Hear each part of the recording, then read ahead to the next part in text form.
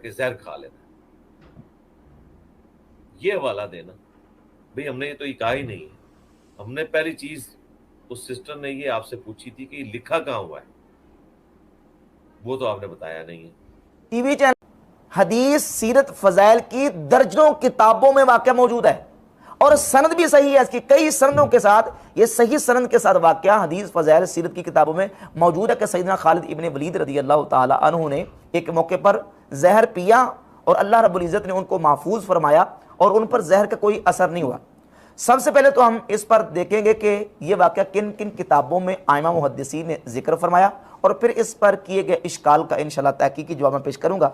इस सिलसिले में मैं हवाला पेश करता हूं इमाम